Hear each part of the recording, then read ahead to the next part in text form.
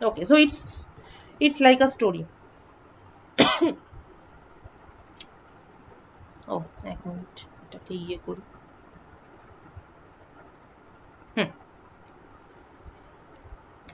আচ্ছা, তো আমরা ডিফ্রাকশন দু রকমের পড়লাম, ফ্রাউনহোফার ডিফ্রাকশন পড়লাম, ফ্রেনেল ডিফ্রাকশন পড়লাম, কিন্তু আম, আমরা ম্যাথমেটিক্সও ইউজ করেছি। ফ্রেনেলে অবশ্য ঠিক অতটাও ইউজ করিনি, ফ্রেনেলে আমরা ট্রিক্স বেশি ইউজ করেছি, মানে হাফ পিরিয়ড যেমন একটা দুটো করে কাউন্ট করে ব্রাইটনেস বা ডার্কনেস, কিন্তু বরঞ্চ সেই তুলনায় ফ্রাউনহোফারে আমরা এক্সাক্ট অ্যামপ্লিটিউড বা এক্সাক্ট ইন্টেন্সিটি এগুলো ক্যালকুলেট করেছিলাম। তো এই ডিফ্রাকশন ব্যাপারটাকে একদম ম্যাথমেটিক্স দিয়ে মানে হচ্ছে লাইট তো একটা ইলেকট্রোম্যাগনেটিক ওয়েভ, সেই ওয়েভের ইকুয়েশন দিয়ে ব্যাপারটাকে কিভাবে সলভ করা যায় এইটা নিয়ে মানে ঐতিহাসিকভাবে সেই মোটামুটি 1600 খ্রিস্টাব্দ থেকেই অনেক রকম থিওরি ডেভেলপ হয়েছে, অনেক রকম ডিসকাশন হয়েছে। ডিফ্রাকশন টার্মটা তোদের ইন্টারেস্টিং লাগবে জেনে, যে টার্মটা দিয়েছিলেন সমারফেল্ড। মানে এখন যেমন আমরা সব ব্রাঞ্চগুলো তো আমাদের এখন সবই আলাদা হয়ে গেছে, যে এইটা অপটিক্স, ওটা কোয়ান্টাম, ওটা অ্যাটমিক, কিন্তু অবভিয়াসলি যখন এই থিওরিগুলো তৈরি হচ্ছিল তখন দেখবি কোয়ান্টামের থিওরিতেও যার নাম, আবার অপটিক্সেও সেই লোকের নাম, আবার ম্যাথামেটিক্সে আবার সেই একই লোকের নাম, সেটা একটু পরেই দেখতে পাবি। তো যেমন সমারফেল্ড হচ্ছে একটা উদাহরণ, সে কিন্তু ডিফ্র্যাকশন টার্মটা কিন্তু সমারফেল্ড ইন্ট্রোডিউস করেছিলেন। আচ্ছা, তো ওই সময় যারা যারা খুব মাথা ঘামিয়েছিলেন পুরো ম্যাথমেটিক্যাল পার্সপেক্টিভটা নিয়ে, তার মধ্যে মোটামুটি এই সমস্ত লোকজন এরা নিজেদের মধ্যে প্রচুর মাথা ঠোকাঠুকি করেছিলেন: হাইগেন্স, ম্যাক্সওয়েল, কার্শফ, সমারফেল্ড, গ্রিমাল্ডি। এর মধ্যে ম্যাক্সওয়েলের কৃতিত্ব হচ্ছে এই যে উনি অ্যাকচুয়ালি লাইটের যে নেচার, মানে লাইট অ্যাকচুয়ালি কি, সেই ব্যাপারটাকে উনি তুলে ধরেছিলেন, যাকে সেটাতে একটু পরে আসছি। তো গন্ডগোলটা প্রথম শুরু হলো এই ব্যাপারটা থেকে, যে একটা মানে তোরা তখন পড়ে ফেলেছিস, এখন তোরা ব্যাপারটা বুঝতে পারবি, এখন তোরা সাপোজ অ্যাজ ই ফ্ল্যাশব্যাকে যাচ্ছিস। তো তোদের নিশ্চয়ই মনে আছে যে একটা কোনো মানে ফ্রেনেল ডিফ্রাকশনের ক্ষেত্রে আমরা যদি কোনো লাইট সোর্সের সামনে একটা কালো ডিস্ক রাখি, তাহলে ওর যে সেন্টার পয়েন্ট, মানে কালো ডিস্কের এক্সাক্ট, মানে কালো ডিস্কের তো একটা ছায়া পড়বে দেওয়ালে, কিন্তু সেই ছায়ার যে সেন্টার পয়েন্ট সেটা কিন্তু অবশ্যই ব্রাইট হবে। কেন ব্রাইট হবে? কেননা ওর সাপেক্ষে প্রথম একটা বা দুটো হাফ পিরিয়ড জোন ঢাকা পড়ছে এবং বাকি পুরো ওয়েভ ফ্রন্টটা খোলা আছে। তাহলে বাকি পুরো ওয়েভ ফ্রন্টের দরুন সেন্টার পয়েন্টটা ব্রাইট হবে। তো যখনই আমি কোনো সোর্সের সামনে একটা ছোট সার্কুলার ডিস্ক রাখবো, আমি শ্যাডো পাবো, কিন্তু শ্যাডোর সেন্টারটা সব সময় ব্রাইট হবে। এই স্পটটাকে বলা হয় অ্যারাগো স্পট। এবং এই যে শ্যাডোর মাঝে ব্রাইট স্পট, এটা তো একটা আশ্চর্য ব্যাপার, মানে লোকে তো তখন জানতো যে সামনে বস্তু রাখলে শ্যাডো পাওয়া যাবে, কিন্তু ফ্রেনেল যখন, ফ্রেনেলের বন্ধু ছিলেন অ্যাম্পিয়ার। এই অ্যাম্পিয়ার কোন অ্যাম্পিয়ার? সেই অ্যাম্পিয়ার্স ল, অ্যাম্পিয়ারের সন্তরণ সূত্র এবং ইলেকট্রোম্যাগনেটিক ইন্ডাকশন সংক্রান্ত যে অ্যাম্পিয়ারের যে অবজারভেশন, সেই অ্যাম্পিয়ার। তো ফ্রেনেল আর অ্যাম্পিয়ার ছিলেন বন্ধু। এরা দুজন হাইগেন্সের কাজের উপর বেস করে, মানে হাইগেন্সের সেই যে সেকেন্ডারি ওয়েভলেট বেরোবে প্রাইমারি ওয়েভ ফ্রন্ট থেকে, সেইটাকে ধরে ওরা একটা থিসিস সাবমিট করলেন। ওখানেই হাফ পিরিয়ড জোনের কনসেপ্টটা ছিল। তো সেখানেই ওনারা বললেন যে ওনাদের থিওরি অনুযায়ী শ্যাডোর মাঝে একটা ব্রাইট স্পট থাকবে, central spot should always be bright. তো এই থিসিস যখন সাবমিট করলেন তখন ফ্রেঞ্চ একাডেমিতে সাবমিট করলেন। তো তখন ফ্রেঞ্চ একাডেমিতে কারা কারা জুরি বোর্ডে ছিলেন একটু দেখে নি। প্রথম হচ্ছে ল্যাপ্লাস। এই ল্যাপ্লাস হচ্ছে ল্যাপ্লাসের যে কি পড়েছিস তোরা বলতো? ও, ইলেকট্রোম্যাগনেটিক থিওরিতে ওইগুলো তো পড়েছিস, পয়সনস থিওরি, ল্যাপ্লাসিস ইকুয়েশন পড়েছিস তো, grad square of V equal to 0। হ্যাঁ ম্যাম। ওকে, তাহলে এই ল্যাপ্লাস সেই ল্যাপ্লাস। তারপর হচ্ছে বায়ো, জা ব্যাপটিস্ট বায়ো, এটা হচ্ছে বায়ো স্যাভার্টস ল, বায়ো স্যাভার্টের সূত্র সেই বায়ো। তারপর হচ্ছে অ্যারাগো, যার নামে এই যে অ্যারাগো স্পট, কিন্তু কেন ওনার নাম এটা পরে বলছি। তারপর হচ্ছে পয়জন, এই পয়জন ও পয়জন্স থিওরেম থেকে শুরু করে অজস্র ম্যাথমেটিক্যাল থিওরি এর নামে পাওয়া যাবে। আর লাস্ট জনের নাম তোরা লুসাক, গাই লুসাক শুনেছিস বোধহয়, এটা কেমিস্ট্রিতে, কেমিস্ট্রি ওরিয়েন্টেড, কেমিস্ট্রিতে লুসাকের নামটা বেশি শোনা যায়। তো এরা ছিলেন জুরি বোর্ডে। তো এবার তখন ওরা ভাবছে কি, ফ্রেনেলের থিওরি, ফ্রেনেল অ্যাম্পিয়ারের থিওরি অনুযায়ী শ্যাডোর মধ্যে ব্রাইট স্পট। তো এই যে এই ভদ্রলোক, কি নাম জানো, পয়জন, পয়জন বললেন এটা অ্যাবসলিউটলি রাবিশ, এটা ইম্পসিবল, হতেই পারে না, ফালতু থিওরি। কিন্তু অ্যারাগোর মানে সন্দেহ হলো যে এটা কি একদমই ওরকম কি উড়িয়ে দেওয়াটা ঠিক হবে। তখন উনি বাড়িতে গিয়ে এক্সপেরিমেন্টটা নিজে করলেন, মানে করে দেখলেন। থিওরি তো থিওরির মতো ঠিক আছে, এক্সপেরিমেন্টটা নিজে করে দেখলেন এবং সত্যি সত্যিই দেখলেন যে সেন্টারে একটা ব্রাইট স্পট পাওয়া যাচ্ছে। So that made him famous, এবং এর জন্যই স্পটটাকে বলা হয় অ্যারাগো স্পট, কারণ উনি এক্সপেরিমেন্ট করে এটাকে খুব মানে সফলভাবে ডেমনস্ট্রেট করতে পেরেছিলেন। এবং তারপরেই এই that made the theory famous. আর বুঝতেই পারছিস থিওরির যেমন কন্ট্রিবিউশন, এক্সপেরিমেন্টের ততটাই কন্ট্রিবিউশন। তখন লোকজন কনভিন্স হলো যে তাহলে ফ্রেনেলস থিওরি হচ্ছে একটা সলিড থিওরি। ঠিক আছে, তো লোকে তোর থিওরি বুঝতে নাই পারে প্রথমে, এটা এমন কোনো ব্যাপার না। আচ্ছা, এরপর এই ম্যাথমেটিক্সটাও আমি খুব বেশি দিনই, কারণ এগুলো তোরা পরে পড়বে, এগুলো সবই কোনোটাই ছোট ছোট জিনিস, সবগুলোই খুব বড় বড় জিনিস, এটা জাস্ট তোদের কনসেপ্টের জন্য। হুম, সেটা হচ্ছে ই ইলেকট্রিক ফিল্ড আর বি ম্যাগনেটিক ফিল্ড, এই দুটোর সঙ্গে তোরা এখন ফ্যামিলিয়ার। তবে এই ইকুয়েশন গুলো তোরা অতটাও বুঝবি না, তার কারণ তোরা ডেল টু ই ডেল এক্স টু এই ব্যাপারটা তোরা পড়েছিস, কারণ ল্যাপ্লাসিস ইকুয়েশনটা তাই আসলে গ্র্যাড স্কোয়ার, গ্র্যাড স্কোয়ার মানেই তার মধ্যে del two del x two, del two del y two এইসব থাকে। কিন্তু তোরা এখনো টাইম ডিপেন্ডেন্ট কিছু পড়িসনি, অর্থাৎ টাইম ডিপেন্ডেন্ট ইলেকট্রিক ফিল্ড বা টাইম ডিপেন্ডেন্ট ম্যাগনেটিক ফিল্ড, সেটা মোস্ট প্রবলি পরে পড়বি। এটা হচ্ছে ফ্যারাডেস ল, মানে একটু তো বুঝতে পারছিস, এইচএসে পড়ে, এইচএসে ছিল del phi d phi dt, যেটা লেন্সের সূত্র ছিল, ইলেকট্রোম্যাগনেটিক ইন্ডাকশন ছিল। তো মোট কথা, ডাইনামিক সিচুয়েশনে যখন ইলেকট্রিক ফিল্ড আর ম্যাগনেটিক ফিল্ড দুজনেই এক্স ওয়াই জেড এরও ফাংশন আবার টাইমেরও ফাংশন, তখন তারা এইরকম ইকুয়েশন স্যাটিসফাই করে। এটা আরেকটা সেমিস্টারে যখন ইএম থিওরি পড়বি তখন তোরা এগুলো পড়বি। তো ওরা স্যাটিসফাই তো করেই, এবং স্যাটিসফাই করে যেই ইকুয়েশনকে, সেটা একটা টিপিক্যাল ওয়েভ ইকুয়েশন। ঠিক আছে, ওয়েভ থিওরিতে তোরা ওয়েভ ইকুয়েশন পড়েছিস, ঠিক ওটা যেমন দেখতে হয় লক্ষ্য করে দেখ, যেটা এক্স্যাক্টলি এটা এক্স্যাক্টলি তেমনই দেখতে। Del two del x two বাঁ হাতে, ডান হাতে del two del t two, এরকম যে কোনো, মানে এটা একদম ওয়েভ ইকুয়েশনেরই ফরম্যাট। তাহলে কি হলো, ইলেকট্রিক ফিল্ড আর ম্যাগনেটিক ফিল্ড ওয়েভের মতো ফ্লাকচুয়েট করছে। হুম, এবং সেক্ষেত্রে তাদের স্পিডটা হচ্ছে কত, কারণ এখানটাতে 1/c² থাকে, তাহলে এটাই হচ্ছে আমার স্পিড। তো ক্যালকুলেট করলে, ওয়েভ ইকুয়েশনের সঙ্গে কম্পেয়ার করে ক্যালকুলেট করলে এই স্পিড পাওয়া যাবে 2.99792 × 10⁸ মিটার পার সেকেন্ড, যেটা সেই সময় লাইটের, এক্সপেরিমেন্টালি লাইটের যে স্পিড মাপা হয়েছিল তার সঙ্গে যেটা প্রায় মিলে গেল, এবং তখনই বোঝা গেল যে light is nothing but electromagnetic wave. তো ব্যাপারটা কিরকম হবে, এই যে ইলেকট্রিক ফিল্ড, এই ব্লুটা ইলেকট্রিক ফিল্ড আর রেড হচ্ছে ম্যাগনেটিক ফিল্ড। তো ব্লুটা ওয়েভের মতো, এবং এটা ট্রান্সভার্স ওয়েভ, অর্থাৎ যেই ডিরেকশনে ব্লুটা যাচ্ছে তার পারপেন্ডিকুলার দিকে ইলেকট্রিক ফিল্ডের অসিলেশন হচ্ছে। আচ্ছা, ইলেকট্রিক ফিল্ডের সঙ্গে ম্যাগনেটিক ফিল্ড কিন্তু অলওয়েজ পারপেন্ডিকুলার।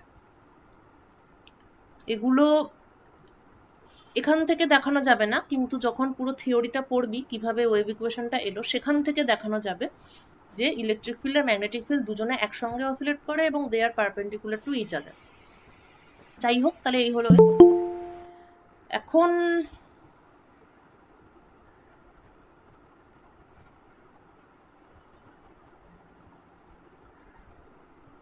কি একটা ঢুকতে চায়, হাই হাই হাই, ক্লাসটা কটায় অন আছে তো? সত্যি নিত্যানন্দ, সব আলোচনা করে ফেললাম আমরা, তোকে দরকার ছিল। যাই হোক, ঠিক আছে। আমি ওভার জানি 10:30টার সময় কাজ হবে, কিন্তু তখন কিছু বলেননি বলে আমি জানি ক্লাস হবে না আজকে। যাত দাদা, 10:30 তো শুক্রবার, লাইনে আসতে পারবো। তোদের 11:30 ক্লাসটাকে বলে শুক্রবার 10:30, না হলে তো 11। হুম, যাই হোক, আমরা একটা আলোচনা করলাম, আবার না হয় পরের দিন করব। হ্যাঁ, আর রিপিট করা মুশকিল। তখন তুই আবার বলিস, তোর সঙ্গে তাহলে আবার আলোচনা করব পরে। হ্যাঁ, তো যেটা বলছিলাম, তাহলে ইলেকট্রিক ফিল্ড, ম্যাগনেটিক ফিল্ড এগুলো অসিলেট করছে অ্যাজ এ ট্রান্সভার্স ওয়েভ, এবং এদের ডিরেকশন আবার মিউচুয়ালি পারপেন্ডিকুলার। তো দুজনে অসিলেট করার ফলে এই দিকে একটা ওয়েভ প্রপাগেট করছে। ঠিক আছে, তাহলে ইলেকট্রিক ফিল্ড এদিকে অসিলেট করছে, ম্যাগনেটিক ফিল্ড এদিকে অসিলেট করছে, তাহলে ওয়েভটা তার সঙ্গে পারপেন্ডিকুলার দিকে প্রপাগেট করছে। তো this is what light is. তো লাইটকে তুই ইলেকট্রিক ফিল্ডের ওয়েভ হিসাবেও ডেসক্রাইব করতে পারিস, ম্যাগনেটিক ফিল্ডের ওয়েভ হিসাবেও ডেসক্রাইব করতে পারিস। জেনারেলি শুধু ইলেকট্রিক ফিল্ডটাকেই দেখা হয়, কেননা বি এর ভ্যালুটা এই ছবিতে একই রকম দেখানো হয়েছে ঠিকই, কিন্তু অ্যাকচুয়ালি বি এর ভ্যালুটা ই এর থেকে অনেক কম। ঠিক আছে, ইট ইজ ভেরি স্মল। আচ্ছা, এই তো হলো আমাদের এই ব্যাপারটা। এখন এই লাইটের আমি যদি শুধু ইলেকট্রিক ফিল্ড পার্টটাকে নিই, তাহলে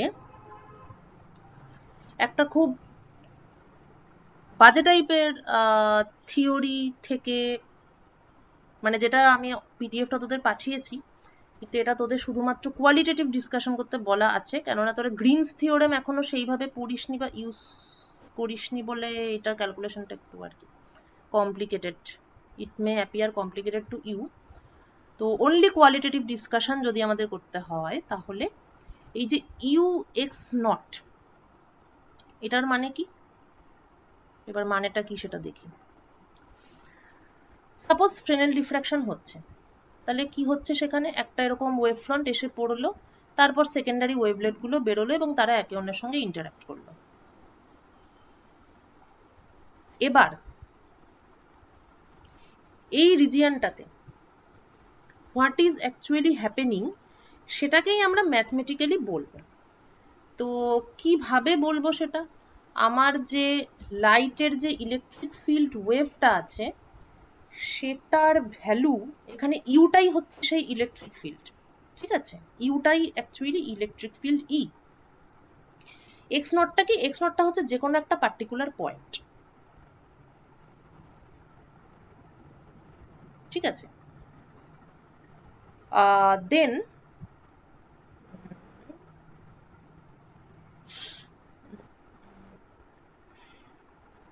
আচ্ছা, এক মিনিট।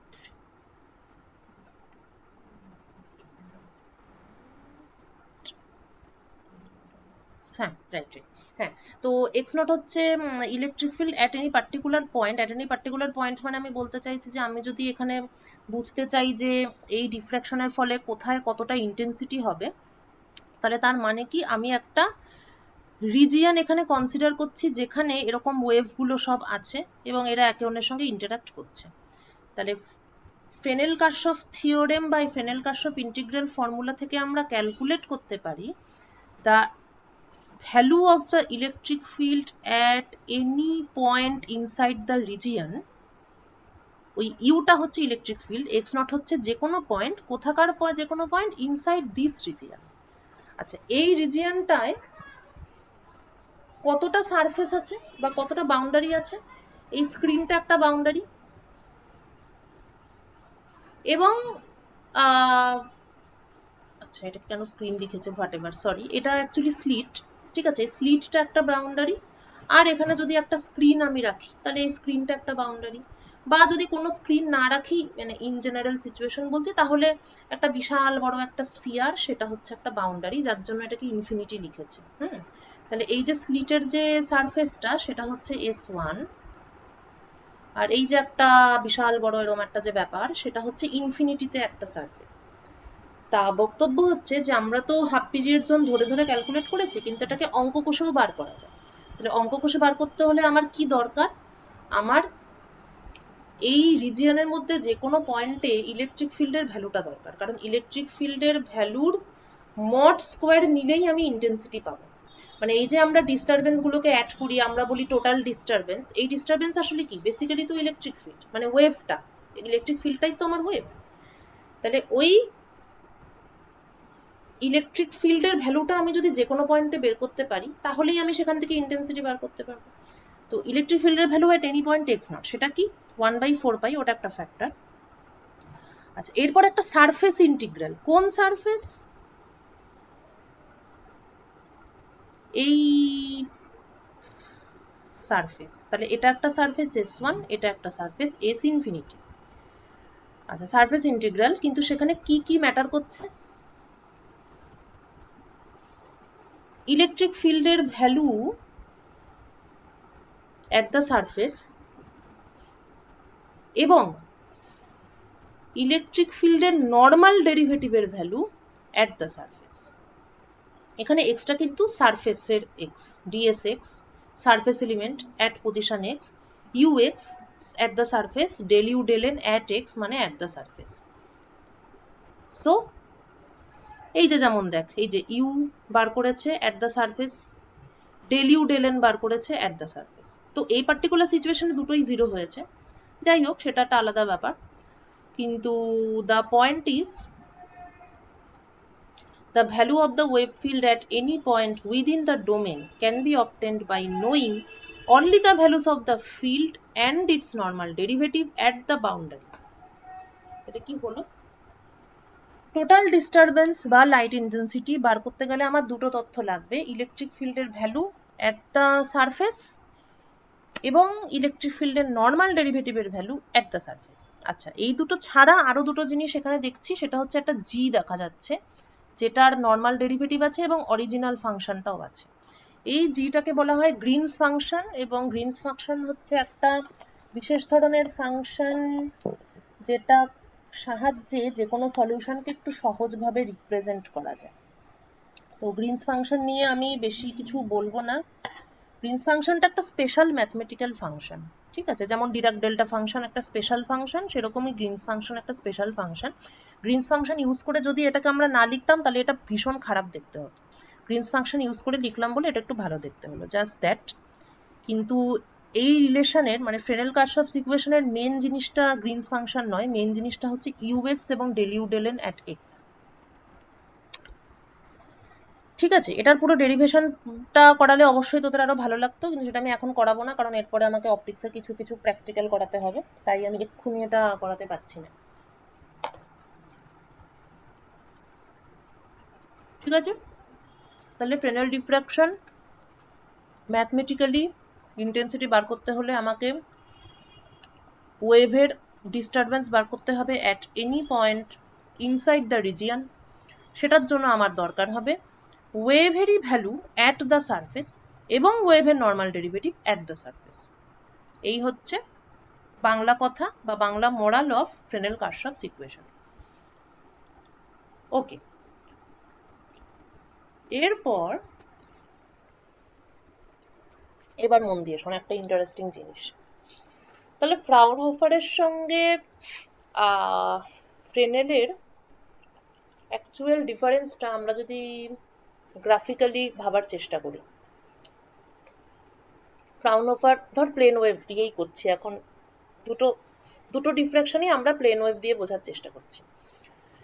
তাহলে ধরা যাক একটা প্লেন ওয়েভ ফ্রন্ট এসে পড়লো একটা স্লিটের উপর, এবার একবার আমরা ফ্রাউনহোফার কেসটা ধরবো আর একবার আমরা ফ্রেনেল কেসটা ধরবো। তাহলে ফ্রাউনহোফার কেস ধরবো মানে কি, স্ক্রিনটা ইনফিনিটিতে আছে। ফ্রেনেল কেস মানে কি, স্ক্রিনটা একটা ফাইনাইট দূরত্বে আছে। যখন ফ্রাউনহোফার ডিফ্রাকশন করেছিলাম তখন আমরা কি করেছিলাম, E to the power I K Z sine theta এইটার ইন্টিগ্রেশন করেছিলাম। ঠিক আছে, তো ফ্রাউনহোফারে বেসিক্যালি কি হয়, প্রত্যেকটা এলিমেন্ট তার আগের এলিমেন্টের থেকে ফেজে কিছুটা এগিয়ে থাকে। কতটা এগিয়ে থাকে, ওই E to the power I K Z sine theta. ঠিক আছে, তো বাদিকে এখানে অ্যাকচুয়ালি সেটাই দেখানো হচ্ছে যে এই পয়েন্ট থেকে এখানে যে ওয়েভটা এসে পৌঁছেছে সেটা এরকম, তার ঠিক উপরের পয়েন্ট থেকে যে ওয়েভটা আসছে সেটা সামান্য উপরে বাঁকানো। এই ব্যাপারটা কিন্তু কন্টিনিউয়াস। কেননা এই ফেজটা তো বেসিক্যালি কেজেড সাইন থিটা। এখন সাইন থিটা একটা কন্টিনিউয়াস ফাংশন এবং জেডও একটা কন্টিনিউয়াস ফাংশন। তাহলে অল্প অল্প অল্প অল্প করে ফেজগুলো চেঞ্জ হচ্ছে। এখানে আমরা কি করছি, আমরা এখানে ভেক্টর অ্যাডিশন করছি। মানে যদি এটা দেখে বুঝতে তোদের প্রবলেম হয়,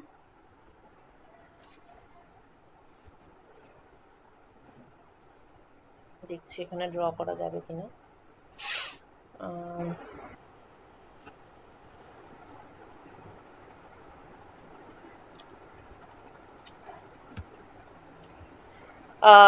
আমরা মানে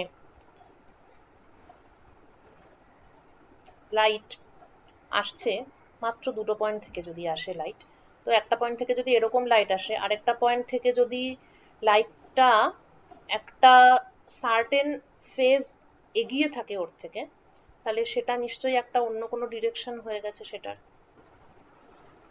তাহলে টোটাল আমরা বের করব কিভাবে, এটা একটা ভেক্টর, তারপরে এটা একটা ভেক্টর, তাহলে আমার টোটাল অ্যামপ্লিটিউড হবে এটা। যেমন ধরা যাক একটা লাইট ওয়েভ ভেক্টর, সেটা হয়তো এরকম, মানে ইলেকট্রিক ফিল্ড তো বেসিক্যালি তো একটা ভেক্টর।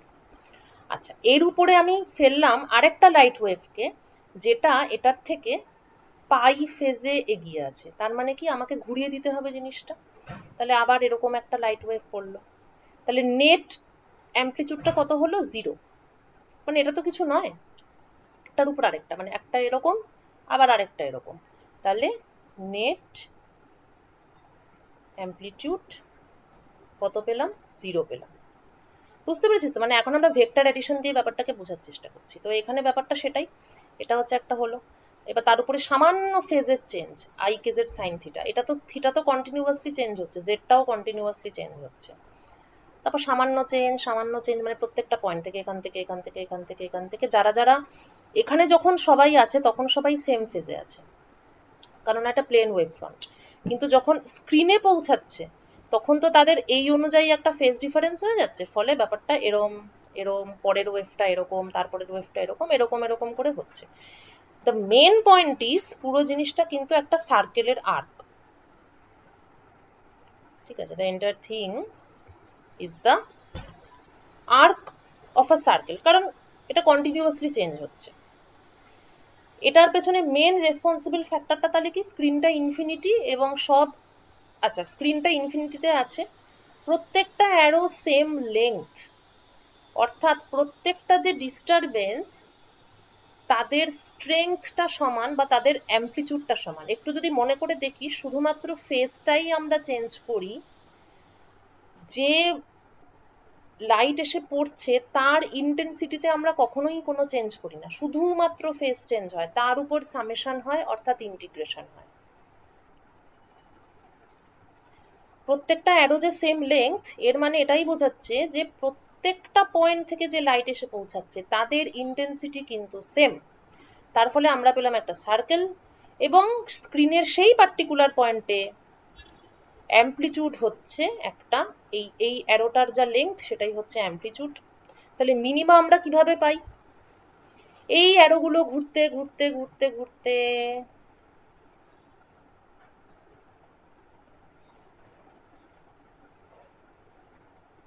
একটা সময় এই রকম হয়, অর্থাৎ যেখান থেকে শুরু করেছিলাম সেখানেই আবার পৌঁছে গেলাম। এর মানে এখানে আমরা এখন মিনিমা পাবো, মানে এখানে যেমন এই অ্যারো দিয়ে কানেক্ট করা হয়েছে, তাহলে এখানেও আমি যদি একইভাবে অ্যারো দিয়ে কানেক্ট করতে চাই, তাহলে আমি টোটাল অ্যামপ্লিটিউড পাবো 0। তার মানে আমি এখানে একটা মিনিমা পাবো এবং যার ভ্যালু 0 হবে। এটা this holds for Fraunhofer situation only, কেননা ফ্রেনেলে এই সিচুয়েশনটা পাল্টে যাবে। একই জিনিস, প্লেন ওয়েভ ফ্রন্ট। এবার আমি হাফ পিরিয়ড জোনে ভাগ করি, ধরা যাক 3টে করে অ্যারো হাফ পিরিয়ড জোন, এগুলো হচ্ছে এক একটা আমার হাফ পিরিয়ড জোন। এবার ধরা যাক যে আমার পয়েন্ট অফ অবজারভেশনটা এই নিচের হাফ পিরিয়ড জোনের সঙ্গে সামনাসামনি আছে, সুবিধার্থে আমি ধরছি। তাহলে এটাই আমার ফার্স্ট হাফ পিরিয়ড জোন হবে, যার এইটা 0, একটা এন্ড 0, একটা প্রান্ত 0, একটা প্রান্ত পাই, মানে পোলটা এখানে আছে, বুঝেছিস তো? এখানে যদি পোলটা থাকে তাহলে এই প্রান্তটা 0, এবং এই প্রান্ত থেকে যে ওয়েভ বেরোচ্ছে তার ইয়েগুলো হচ্ছে pi, λ/2। So this is first half period zone. এখন 0 এন্ড থেকে যে লাইট ওয়েভ বা ভেক্টরটা বেরোচ্ছে সেটা ধরা যাক। আচ্ছা, জিরোর থেকে মানে ফার্স্ট হাফ পিরিয়ড জোনের মধ্যেই আছি, কিন্তু সামান্য উপরের কোনো একটা পয়েন্ট থেকে যে ইলেকট্রিক ওয়েভটা বেরোচ্ছে সে ফেজে একটু এগিয়ে আছে, মানে এগোতে এগোতে একেবারে এইখানকার ওয়েভটা পাই এগিয়ে থাকবে, তাই তো? তাহলে সামান্য যে উপরে আছে সে ধরা যাক সামান্য, এটা জিরো এন্ড, সামান্য এগিয়ে আছে তাই এরম হলো। তারপরের আরেকটু উপরে উঠছি, আরেকটু সামান্য এগিয়ে আছে, আরেকটু উপরে উঠলাম, আরেকটু এগিয়ে আছে, আরেকটু উপরে উঠলাম, আরেকটু এগিয়ে থাকলো, এরম করতে করতে একদম ফার্স্ট হাফ পিরিয়ড জোনের মাথায় যখন পৌঁছে গেলাম তখন ঠিক পাই ঘুরে আছে, এটা এদিকে আর ওটা ওদিকে। তাহলে পরিষ্কারভাবে আমার নেট ডিস্টারবেন্স কি হবে, টোটাল ভেক্টর সামেশন এইটা হবে। তাহলে আমি এখন কিন্তু ম্যাক্সিমা পেলাম, এই জন্যই ফার্স্ট হাফ পিরিয়ড জোন যখন পুরোটা ওপেন থাকে তখন আমি ম্যাক্সিমা পাই। লক্ষণীয় যে এখানে একটা এন্ডে জিরো আরেকটা এন্ডে পাই। এবার তোরা বলতে পারিস যে এটা এটাকে কাটাকুটি কেন করলো না, কাটাকুটি করতেই পারে, এটা এটাকে সামান্য কাটাকুটি সামান্য কাটছে, কিন্তু মাঝখানে এইগুলো আছে, তার ফলে একটা নেট অ্যামপ্লিচিউড থেকে যাবে। আরেকটা ইম্পর্টেন্ট পয়েন্ট, অ্যারোগুলোকে আমি ক্রমশ ছোট করেছি। কেন ক্রমশ ছোট করেছি, কারণ উপর দিকে উঠতে থাকলে অবলিকুইটি ফ্যাক্টরের একটা রোল থাকে এবং সামান্য ছোট হয়। যদিও এখানে যতটা ছোট করেছি এটা বোঝানোর সুবিধার জন্য, মোটেই এতটা ছোট হয় না। ঠিক আছে, এটা জাস্ট ভিজুয়ালাইজ করার সুবিধার জন্য আমি অ্যারোগুলোকে অনেকটা ছোট ছোট করে দেখিয়েছি। তো এটা কিন্তু একটা বিশাল বড় ডিফারেন্স উইথ এই যে ফ্রাউনহোফার কেস, যেখানে প্রত্যেকটা অ্যারো সেম লেন্থে থাকে, কারণ intensity same, because the screen is at infinity. কিন্তু এখানে ফাইনাইট হওয়াতে পরিস্থিতিটা আলাদা। তো আমার first half period zone complete এবং আমি পেলাম আমার নেট অ্যামপ্লিটিউড। আচ্ছা, এইবার আমি আমার সেকেন্ড হাফ পিরিয়ড জোনে যাই, যেটা কিনা গ্রে। তাহলে পাইয়ের থেকে আবার একটু এগিয়ে থাকবে, অ্যারোটা ছোট হলো, অ্যারোটা ছোট হলো, ছোট হলো, ছোট হলো, এই আমার হলো 2 পাই। লক্ষ্য কর এবার অ্যারোর ডিরেকশনটা একই দিকে, কারণ 2 pi phase difference. But this corresponds to minima, কিন্তু এই মিনিমা কিন্তু জিরো ইন্টেন্সিটি নয়। তাহলে বুঝতে পারলি ফ্রাউনহোফারের মিনিমা আর ফ্রেনেলের মিনিমা পার্থক্য একটাই, বড় পার্থক্য, সেটা এই যে ফ্রাউনহোফারের মিনিমা জিরো ইন্টেন্সিটি, কারণ অ্যারোগুলোর লেন্থটা সেম হওয়ার ফলে এটা যখন এইভাবে ঘুরে আসে, ফ্রাউনহোফারের ক্ষেত্রে জিনিসটা নিচেই আবার এসে পৌঁছায়। আবার একটু আগে স্লাইডে চলে যাই। এই যে অ্যারোগুলো উপরে উঠছিল উঠছিল উঠছিল, এরকম করে উঠতে উঠতে অ্যারোগুলো যখন ঘুরে আসবে, ছোট ছোট ছোট ছোট অ্যারো, কিন্তু যখন ঘুরে আসবে তখনই আবার অরিজিনে আসবে। এটা এই জন্যই আসে কেননা অ্যারোগুলো সেম লেন্থ, যার ফলে এটা সার্কেল হয়। কিন্তু ফ্রেনেলে অ্যারোগুলো যেহেতু লেংথে ক্রমশ ছোট হতে থাকে, তাই ওদের পক্ষে কোনো দিনই অরিজিনাল পয়েন্টে ফিরে আসা সম্ভব নয়। এই জন্যই ফ্রেনেলে যে মিনিমা পাই সেটা জিরো হওয়া সম্ভব নয়। ঠিক আছে, এটা সার্কেল হয় না। ফ্রাউনহোফারে ইট বিকামস আ সার্কেল, কিন্তু ফ্রেনেলে obviously it becomes a spiral. ক্রমশ ছোট হতে থাকে, ফেজ ঘুরতে থাকবে, কিন্তু সাইজটা, অ্যারোর সাইজটা ছোট বলে ইট বিকামস আ স্পাইরাল। এবার তোদের জন্য একটা প্রশ্ন, তাহলে এই যদি সিচুয়েশন হয়, এবার এখানে আমরা 1 2 3 4 5 6 6টা হাফ পিরিয়ড জোন নিয়েছি। হ্যাঁ, তো আমি যদি এরম ভাবে infinite number of half period zone নিতাম, তাহলে পিকচারটা কিভাবে কমপ্লিট হতো?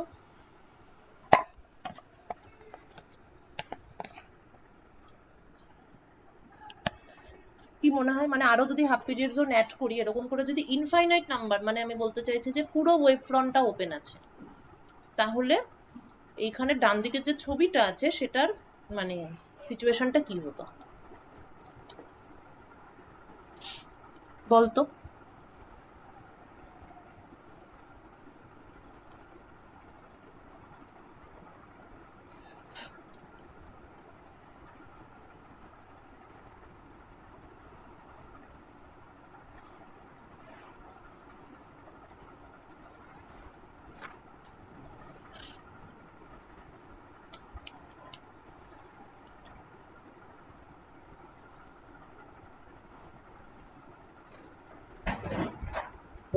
গোল গোল হয়ে ঘুরতে থাকতো। গোল গোল গোল হয়ে ঘুরতে থাকতো।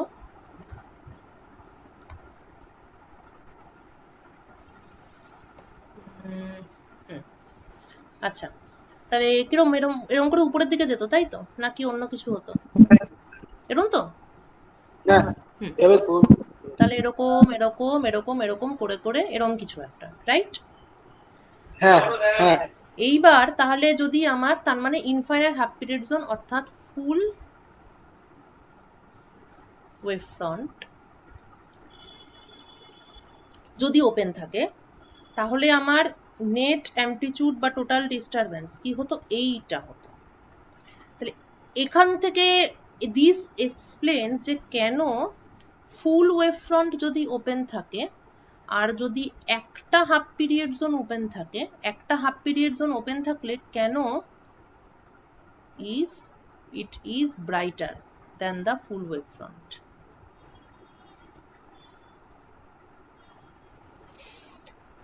বুঝতে পারলি? মানে খুবই অদ্ভুত আশ্চর্য জিনিসটা, যে হাফ পিরিয়ড একটা গোটা ওয়েভ ফ্রন্টের থেকে একটা হাফ পিরিয়ড জোন বেশি ইন্টেন্সিটি দেয়, কিন্তু এটা এই ভেক্টর অ্যাডিশন ছবি থেকেও এটা পরিষ্কার যে ফুল ওয়েভ ফ্রন্ট ওপেন থাকলে অনেককে অনেককে ক্যান্সেল আউট করবে, তো সেই জন্য ইন্টেন্সিটি একটু কমে যায়। একটা হাফ পিরিয়ড জোন হলে intensity is always maximum. Good.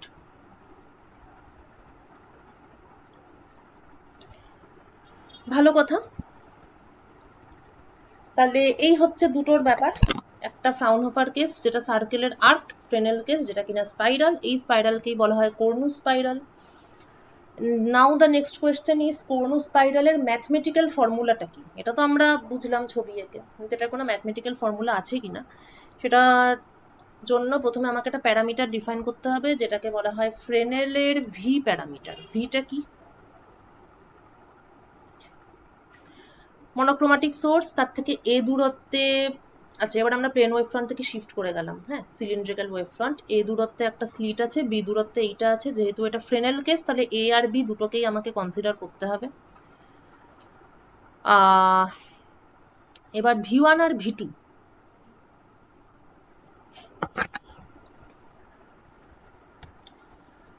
এই জায়গাটা একই আছে, ঠিক আছে, মানে দিস পোর্শন, এই জায়গাটা একই আছে, square root 2 into A plus B by A B lambda. আচ্ছা, সামনের পোর্শনে কি হচ্ছে? একবার k plus s by two আর একবার k minus s by two. আসলে এই পুরোটা এস, তাহলে এইটা হচ্ছে গিয়ে এস বাই টু আর এইটা হচ্ছে গিয়ে মাইনাস এস বাই টু, ঠিক আছে। আর কে হচ্ছে একটা জিনিস, কোয়ান্টিটি, সেটা কিরকম না, এই দূরত্বটা যদি কিউ হয় তাহলে q into a by a plus b. কেন যে হঠাৎ এই প্যারামিটার ধরলাম সেটা, আচ্ছা সেটা আসলে আসবে এইখান থেকে, অত পেছনে যাওয়া, ঠিক আছে যাই, সেটা আসবে এখান থেকে, এইখান থেকে, এই যে ফ্রেনেল কার্শফস ইকুয়েশন সেটাকে নিয়ে আবার অনেক টানা হ্যাচড়া করলে তখন তোর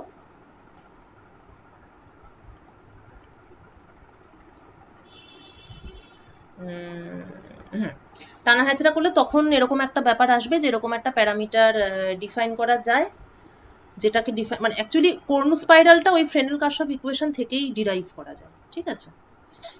যাই হোক, just to give you an qualitative idea. এবার ভি প্যারামিটার কিভাবে পাবো? আমি ভি ওয়ান থেকে ভি টু মাইনাস পাবো, ভি ওয়ান থেকে ভি টু মাইনাস করলে একটা সিম্পল জিনিস পাবো, সেটা হচ্ছে এইটা, দিস। তাহলে এই আমার ওয়েভ ফ্রন্ট, এস হচ্ছে the arc length, S is the arc length. V প্যারামিটারটা কি? এস ইন্টু, এবার সাম কনস্ট্যান্ট, কারণ এ আর B both are constant, 2 into A plus B by A B lambda, ঠিক আছে। এখানে ইম্পর্টেন্ট ব্যাপারটা কি?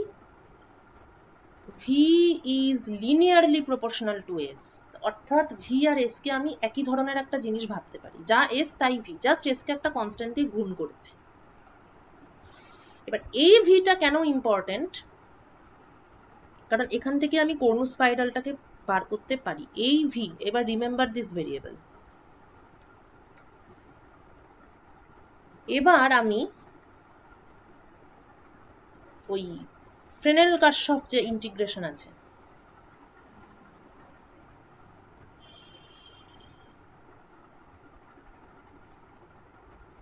যেই বাজে একটা জিনিস দেখিয়েছিলাম, সেখান থেকে এটা দেখানো যায় যে intensity of the radiation received at point P naught, সেটা is square of this plus square of this, অর্থাৎ দুটো টার্ম, একটা সি আর একটা এস। সি আর এস কিভাবে বার করছি? Cos of pi u square by two d u integrate করছি কোথা থেকে? 0 থেকে ভি পর্যন্ত। ভিটা কি? ভি হচ্ছে এই আর্ক লেন্থ, তার সঙ্গে প্রপোর্শনাল। তার মানে ইন্টেন্সিটিটা আমার ডিপেন্ড করছে on the length of the exposed wavefront. Exposed wavefront থেকে এস পেলাম, এস আর ভি একই জিনিস। সেই ভি পর্যন্তই আমি ইন্টিগ্রেট করব একটা বিশেষ ধরনের টার্মকে, সেটা হলো cos of half pi u square এবং sine of half pi u square. এই ইন্টিগ্রালকে বলা হয় ফ্রেনেল ইন্টিগ্রালস। তাহলে দিস ইজ দ্য অ্যামপ্লিটিউড বা ফ্রেনেল অ্যামপ্লিটিউড একটা particular point on the screen. এবার এদেরকে আমি যদি প্লট করি, এই যে দেখ সি এবং এস এদেরকে প্লট করেছে, ঠিক আছে? তো প্লট করলে we will get something like this. এখানে সিটাকে প্লট করেছে এক্স এর ফাংশন হিসেবে, সি ভার্সাস এক্স এবং এস ভার্সাস এক্স। ইন্টারেস্টিং হলো আমি যদি সি ভার্সাস এস প্লট করি, তাহলে আমি এই রকম পাবো। এখানে এক্স অ্যাক্সিস বরাবর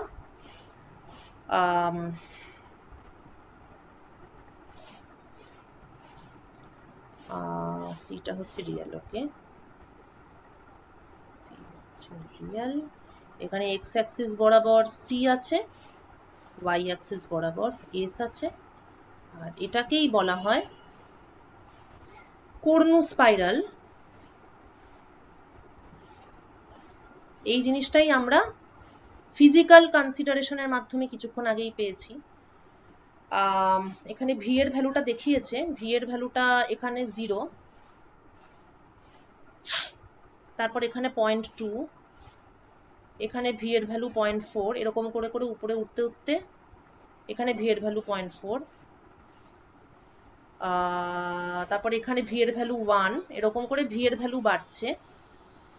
তো এই দিকটাতে ভি কিংবা এস পজিটিভ, আর এই পাশটাতে ভি কিংবা এস হচ্ছে নেগেটিভ। এই হচ্ছে আমার কর্নু স্পাইরাল ফ্রম থিওরি, আর এর আগেরটা ছিল কর্নু স্পাইরাল ফ্রম কনসেপ্ট। এবার প্রশ্ন হলো কি করে কর্নু স্পাইরাল ইউজ করে আমি বার করব আমার ইন্টেন্সিটি প্যাটার্ন। এখানে 3 ধরনের বাধা দেখানো হয়েছে। প্রথমটা হচ্ছে একটা স্ট্রেট এজ, পরেরটা একটা রেক্টেঙ্গুলার স্লিট,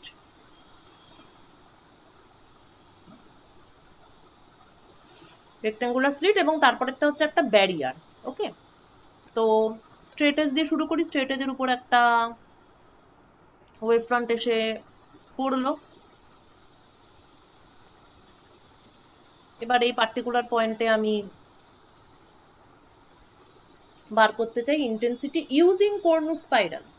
তাহলে কর্নু স্পাইরালের থ্রুতে বার করতে হলে আমার প্রথমেই কি দরকার? ভি দরকার, ভি বা এস।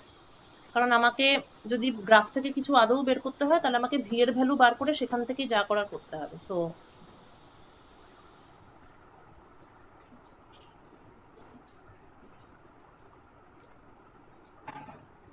নাও এটা তো আমার pole, this is my pole. So the point is, পোলের নিচে যা থাকবে সেটা নেগেটিভ, আর উপরে যা থাকবে সেটা পজিটিভ। ঠিক আছে, ক্লিয়ার? তাহলে উপরের যে পোর্শনটা, তাহলে এখানটাতে ভি পজিটিভ আর তলাটাতে ভি নেগেটিভ। আচ্ছা, ভি পজিটিভটাতে কিন্তু ফুল ওপেন আছে, পুরোটা ওপেন। তার মানে কোন স্পাইরালে আমি আগেই তোরা নিজেরাই বলেছিলে যে অ্যাড করতে করতে যখন পুরোটা ওপেন থাকবে তখন এরম হয়ে এইটা হবে, ঠিক আছে? দিস ইজ দা পয়েন্ট, যখন সবটাই ওপেন, তাহলে পজিটিভ দিকে ভি যখন পজিটিভ সেখানে পুরোটাই ওপেন আছে, তাহলে পজিটিভ এন্ডে এটা হচ্ছে একটা point at the positive end. কিন্তু নেগেটিভ এন্ডে পয়েন্টটা পজিশনটা চেঞ্জ হবে। কেন? কেননা এই লেংথটা তো চেঞ্জ হবে। আমি যদি উপরের কোনো পয়েন্ট কনসিডার করি বা নিচের কোনো পয়েন্ট কনসিডার করি তাহলে তো এখান থেকে জিনিসটা এরম হয়ে যাবে, তখন নেগেটিভের পরিমাণটা কমে যাবে। আমি যদি উপরের কোনো পয়েন্ট কনসিডার করি তখন আবার নেগেটিভের পরিমাণটা বেড়ে যাবে। এইটা তো একই থাকবে, তার ফলে এইটা একই থাকবে, কিন্তু নেগেটিভের ভি এর ভ্যালু কমে যাবে বলে কখনো হয়তো এখানে হবে, কখনো হয়তো এখানে পাবো, কখনো হয়তো এখানে পাবো।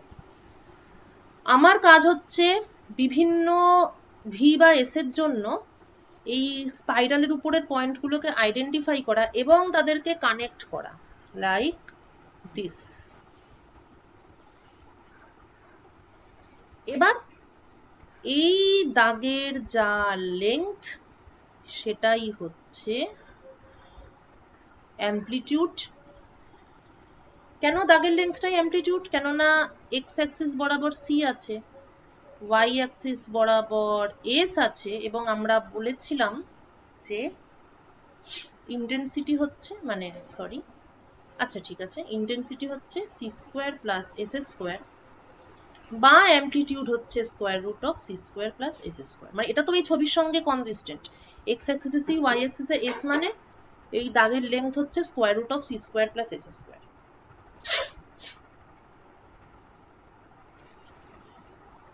ঠিক আছে, এবার পজিটিভটা যেহেতু ফিক্সড তাই ওখান থেকে নেগেটিভটা বারবার চেঞ্জ হবে।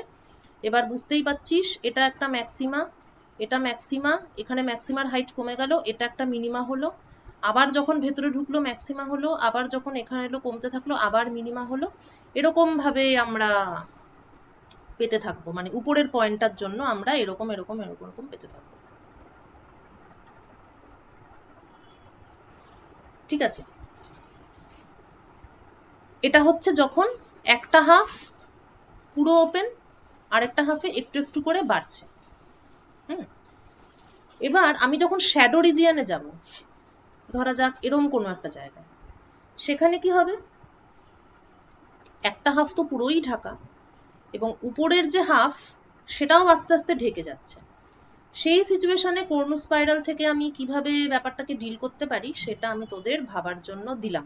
এটা কিন্তু পরীক্ষায় আসবে না, এটা আমি জাস্ট ফর ফান ভাবতে দিচ্ছি, মানে এটার কোনো ডেডলাইন নেই বা কিছু এ নেই, কিন্তু নিজের একটু জাস্ট ভাবিস যে আমি এটা তো শ্যাডো রিজিয়ন, মানে এখন আমি যেটা বললাম সেটা কিন্তু এই রিজিয়নের জন্য, কারণ এখন পজিটিভে সবটাই ওপেন এবং এটা ফিক্সড।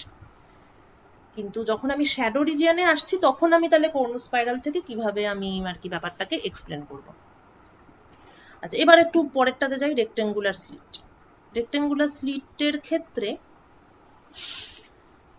দেখা যাচ্ছে পজিটিভ ভি অ্যান্ড এস আছে, আবার নেগেটিভ ভি অ্যান্ড এস আছে, পজিটিভ নেগেটিভ দুটোই আছে। এবং স্ট্রেট এজের ক্ষেত্রে পজিটিভটা ফুল ওপেন ছিল, নেগেটিভে চেঞ্জ হচ্ছিল, আর এখানে কি কেউই ফুল ওপেন নয়, positive and negative V nobody is completely open। তার মানে দেখ এবার কেউ এই পয়েন্টটা আর এখানে কোনো পয়েন্ট নয়, এখন এদিকেও ভি চেঞ্জ হচ্ছে, এদিকেও ভি চেঞ্জ হচ্ছে, মানে যেভাবে আমি স্ক্রিনের উপর যেমন যেই পয়েন্ট ধরছি সেই অনুযায়ী আমার পজিটিভের ভিও চেঞ্জ হচ্ছে, নেগেটিভ সাইডেও ভিটা চেঞ্জ হচ্ছে, তার ফলে আমি বিভিন্ন রকম লেংথ পাচ্ছি। এরম পেতে পারি, এরম পেতে পারি, তো তাদের ইয়ে অনুযায়ী আমি আমার ডিফ্র্যাকশন প্যাটার্ন পাবো। এইবার আরেকটা ভাবার জিনিস সেটা হলো যদি ব্যারিয়ার থাকে তখন how to explain the pattern using Cornu spiral. এটা এগেন ভাবার জন্য।